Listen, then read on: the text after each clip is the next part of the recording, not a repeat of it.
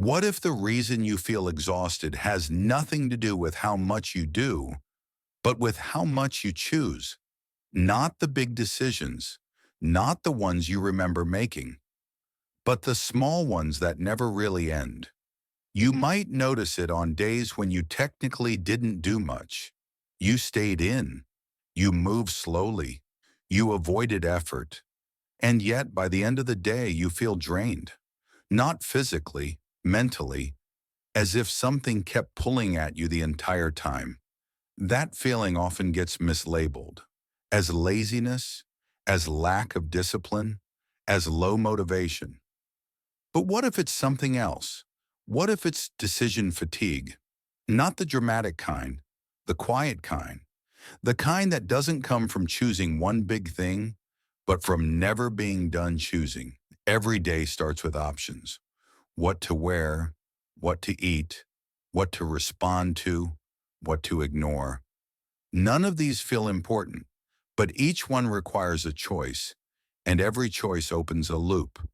Even when you decide not to decide, the loop stays open. I'll think about it later. I'll get back to that. I'll decide tomorrow. The mind doesn't treat those as finished. It treats them as pending, and pending decisions don't sit quietly. They occupy mental space. Decision fatigue isn't about difficulty. It's about how much the mind is holding at once. The mind was never designed to hold hundreds of open decisions at once. In simpler environments, decisions led to action. Action led to resolution. The loop closed. Now decisions rarely close cleanly. You choose to read something later. You choose to keep options open. You choose not to commit. So the mind stays slightly activated, waiting, tracking, remembering what hasn't been settled yet. That background tracking is exhausting, even if you're not aware of it. You don't feel tired because you made a bad decision. You feel tired because you made too many incomplete ones. Modern life amplifies this because it constantly offers alternatives. There's always another option, another tab, another message, another way to do the same thing. So decisions don't end, they expand. Instead of choosing and moving on, you choose and keep monitoring. What if there's a better option? What if I should change my mind? What if I decide later? That what if doesn't sound heavy, but it never shuts off. The mind stays in evaluation mode, and evaluation mode is not restful. This is why rest often doesn't feel like rest, because rest pauses action, but it doesn't pause choosing. You're lying down, but your mind is still sorting, reviewing what you didn't answer, replaying what you postponed, reconsidering decisions that technically already happened. The body stops. The mind keeps managing. What makes this especially exhausting is that most decisions today don't resolve into action. They resolve into monitoring. You choose something, but you keep checking if it was the right choice. You decide, but you stay ready to revise. You commit, but only partially. So instead of moving forward, the mind stays suspended.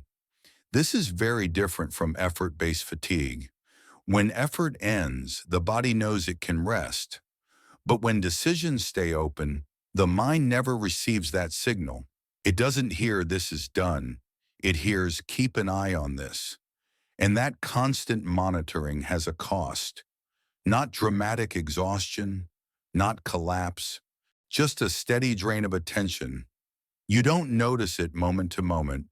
You notice it when everything starts to feel heavier than it should, when small tasks feel disproportionately tiring, when even rest feels like something you have to manage. That's the cost of never being finished. Decision fatigue doesn't feel sharp.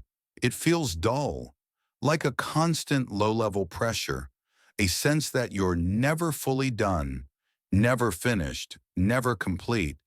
And because there's no clear endpoint, there's no relief. This is also why doing nothing can feel uncomfortable. When activity stops, the unresolved decisions surface. They remind you they exist, not urgently, just persistently, and that persistence feels like noise. Not because the mind is broken, but because it's still working, trying to keep track of everything that hasn't been closed. This is where the misunderstanding happens. People think they need more motivation, more structure, more productivity, but adding more tasks just adds more decisions, which adds more loops, which adds more fatigue. Decision fatigue isn't cured by doing more, and it isn't cured by doing nothing, because doing nothing doesn't close decisions either. It just gives them more room to echo. The mind doesn't need silence. It needs closure, even small closure, a sense that something is done, that a choice no longer needs attention. Without that signal, the mind stays alert, not anxious, not stressed, just on. And being on all the time is tiring. That's why exhaustion today feels different.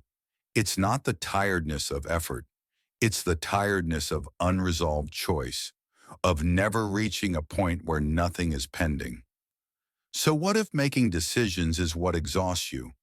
Not because you choose badly, but because you're rarely allowed to be done choosing. What if rest doesn't come from fewer tasks, but from fewer open decisions? And what if the tiredness you feel isn't a failure of energy, but a system that never gets to shut down?